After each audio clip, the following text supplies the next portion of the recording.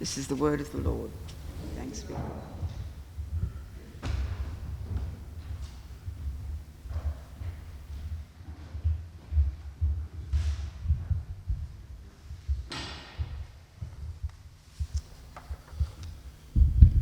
Good morning.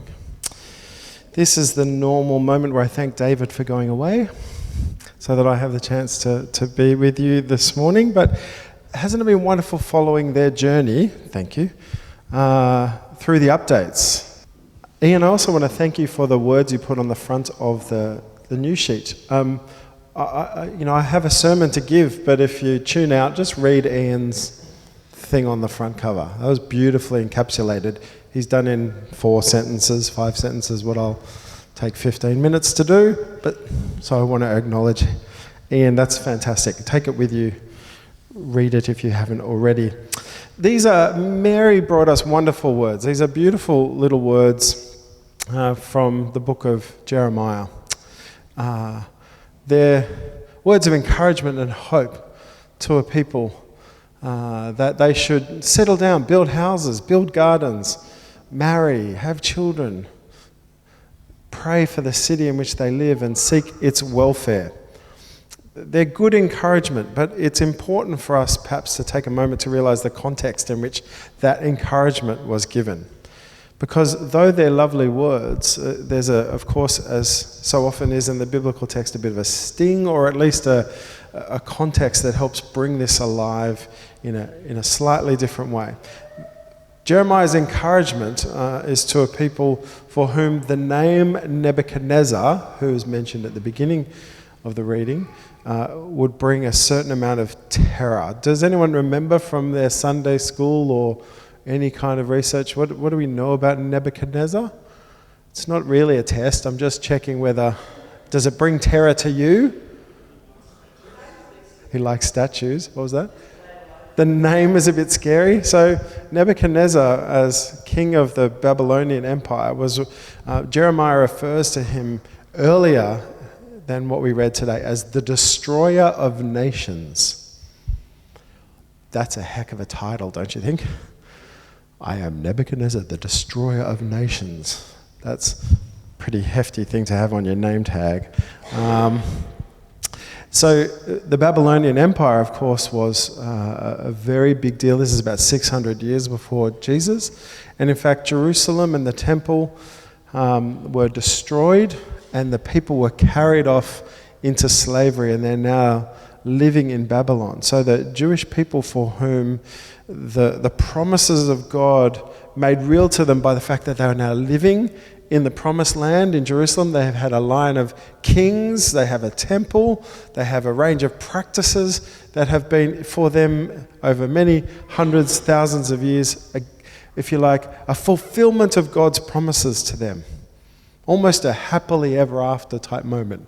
Of course, nothing ever really is, but the idea that a foreign king would come and destroy all that and take you away off into a strange land after your story has included being in captivity and now you get to be in your own land. We have to understand that for a Jewish person hearing Jeremiah's words, you're in a deeply dislocated place. You are in a place where you're not happy, you're not filled with peace and calm, you are disturbed, you are enslaved, and you are far from home. So when we hear those words, as lovely as they are from Jeremiah, we have to understand the spirit of the people who are hearing them, terribly worried, terribly anxious, far from home. And in these words, Jeremiah says, God's word to us, people of God, is to build houses, settle down, plant gardens, pray for the city in which you live and seek its welfare. There are other prophets around at this time. They're not saying these kinds of things. They're saying it's time to rebel. It's time to arm ourselves. It's time to overthrow. It's time to resist. It's time to imagine that we get to go home one day, and so let us prepare for the fight. Jeremiah's words are different kinds of words. They are, learn how to be where you are, Learn how to pray for and seek the best of the people around you, even though they are your captors. This is a very topsy-turvy kind of message. It sounds lovely to our ears. We have to put ourselves with a different set of ears to hear it in its first context. It's a strange and wonderful thing that God would be saying to the people, instead of resisting, instead of rebelling, begin establishing roots where you are. Scholars Louis Stolman and Hyun Chol Paul Kim have called this passage the call of God for the people of God to create with God a just and compassionate counterculture wherever they live. A counterculture where violence, exploitation, and idolatry do not reign. I love that phrase, that the call of God for the people of God is wherever they find themselves to be co-creators with God of a just and compassionate counterculture. Their exile lasted another 50 years, which doesn't sound long in the grand scheme of things, but that's probably 3 generations, or close enough on 3 generations of the day. And so their descendants, perhaps, were the ones who were able to return home and rebuild the temple and the ways of living. So the people who perhaps first were captured into exile and heard this message may not have necessarily have seen the return 50 years later. 600 years later, Jesus, this learning how to live with people you disagree with and learning how to be the co-creators with God of a just and compassionate counterculture. This is the way Jesus is going to raise 12 friends, 12 disciples in, and indeed all the crowds that follow him. This learning how to love one's enemies is not a new idea in Jesus' time, but it is one that we deeply associate with Jesus' teaching, do we not? Loving our enemies, learning how to pray for them and seek their welfare rather than to resist and overthrow them. Jesus even helped his disciples to understand this in who he called to be his followers in the first place.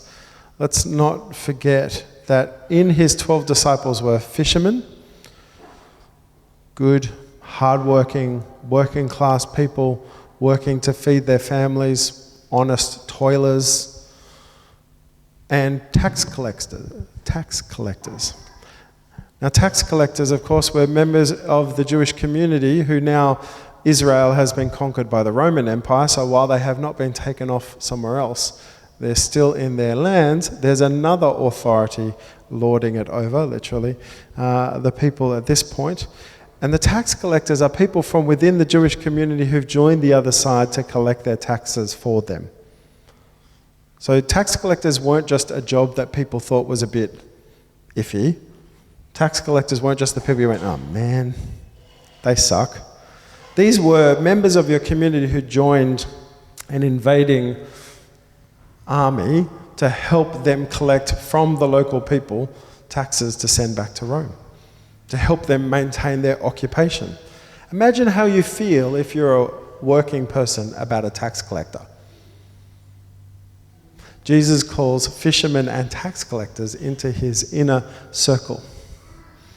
These aren't just people who, well, I don't much like that person over there. These are deeply resentful, deeply held feelings amongst groups of people, and Jesus calls them together and shows them a different way of being than oppositional towards one another, how to love one another, how to love your enemies, to pray for them, to seek their welfare, and to join God in the creation of a just and compassionate counterculture.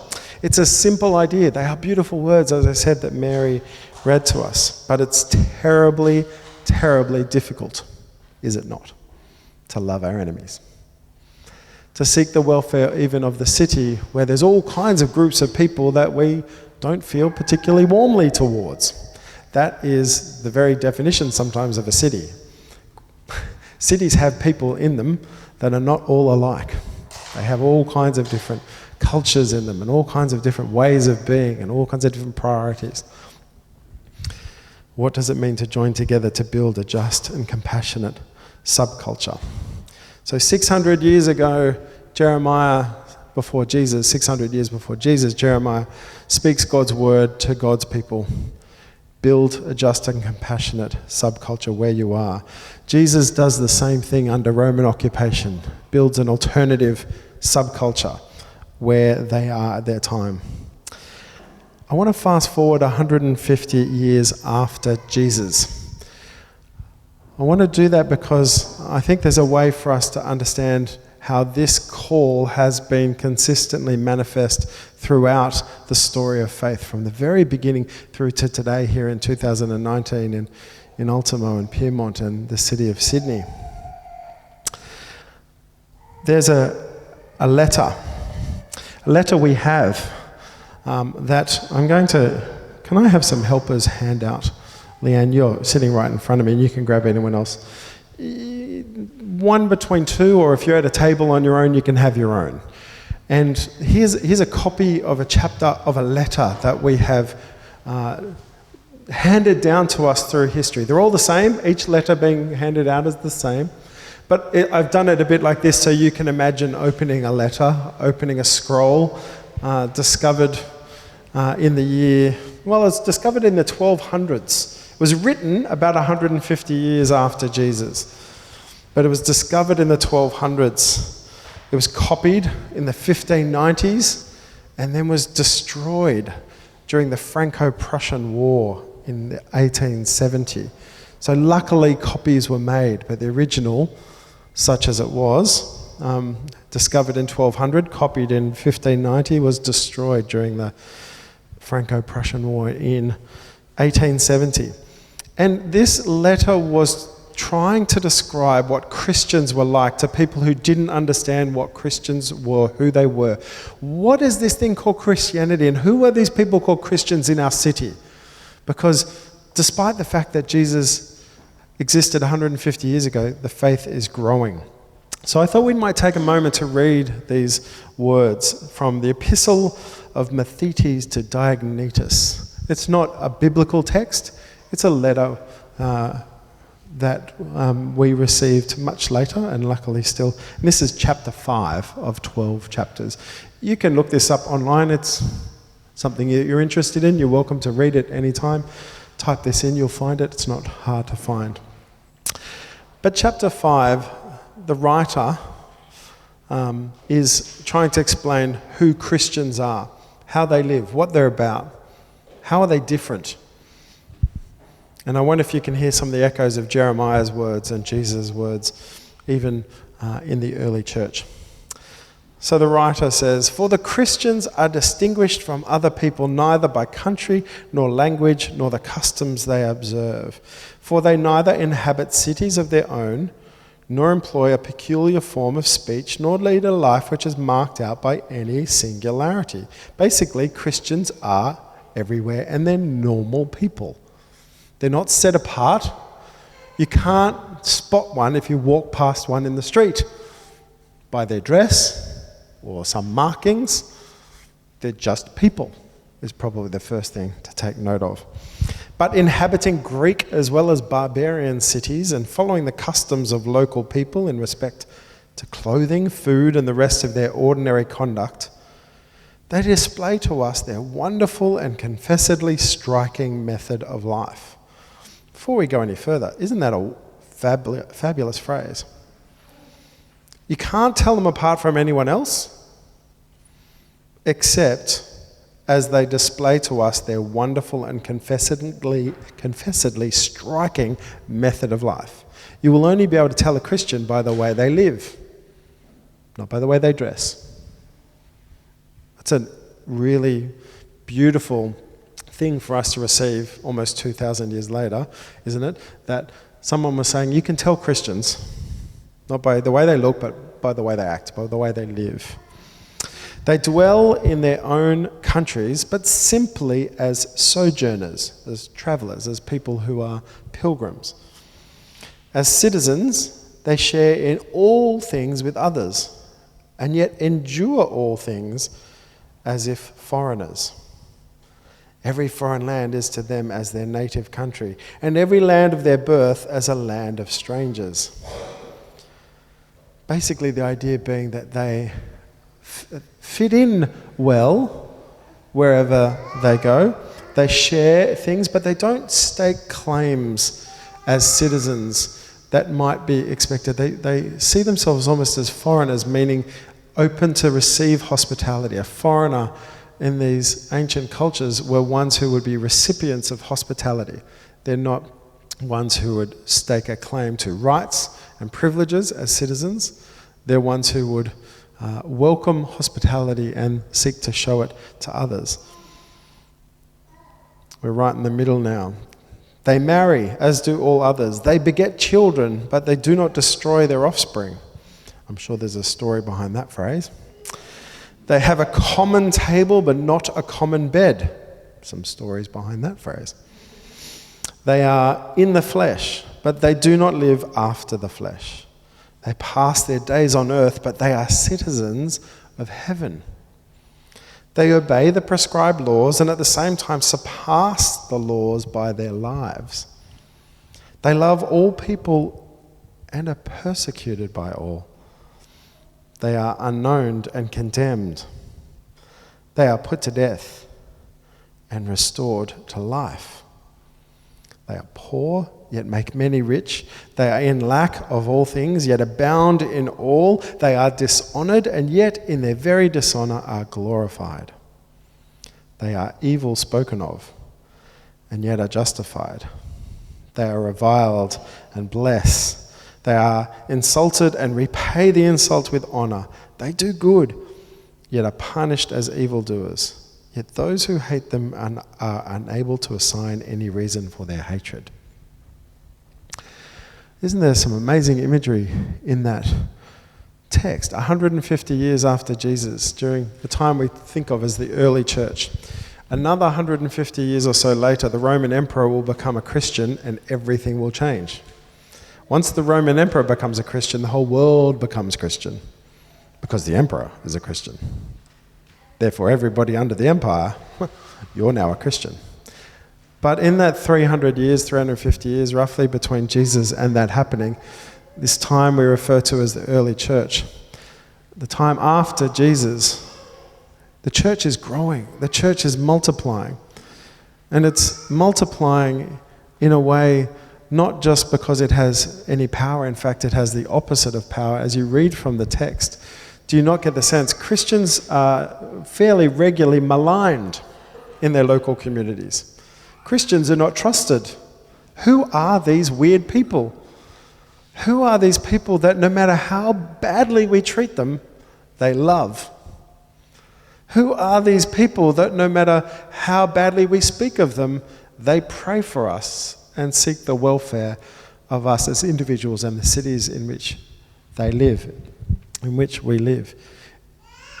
Do we not at some level receive this letter as an immense gift through history to know that our forebears in the early church, post-Jesus, just like us, post-Jesus, were so captured by the story and were so living out their faith that people were writing letters trying to describe, you can't tell who they are by looking at them, but boy do you know when they're around.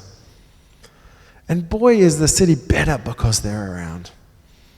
And as much as we don't trust or understand what they're about, their ways have something so beautiful about them that we would write this kind of sentences about them. This is just one example of writings in the early church of people trying to describe Christians to people, going, who are these people? What are they about? What's this weird mob? How are they growing? Why are they now part of our communities? They love all people and are persecuted by all, says this writer. Unknown and condemned, put to death and restored to life. Evil spoken of, reviled, and yet they bless. God's way from Jeremiah through and made fully complete in Jesus and continuing to be lived out by those of us after Jesus is to be a blessing to the cities in which we live. And as Ian, as I said, read his front cover, he captured the whole thing. There's a good encouragement for us in Mustard Seed to continue the work that we are doing of seeking the good, yes, of the city, but yes, our particular part of the city, to be a blessing, to be salt, to be the ones preserving and adding life and flavour to the community in which we live. That's the calling of the church. It always has been. It always will be. It has been from the people of Israel through Jesus to those of us as part of the church today, to join with God in the creation of a just and compassionate counterculture. This is our unique and wonderful calling. And this is what attracts me so much to the Mustard Seed community. This is our way of bringing the kingdom here and now, as the church's call is to bring it in all the heres and nows on earth as it is in heaven. And so today we're reminded that we join a long, long story of people called to be seeking the welfare of the city. May it continue here in this place while we're here and long after us. Amen.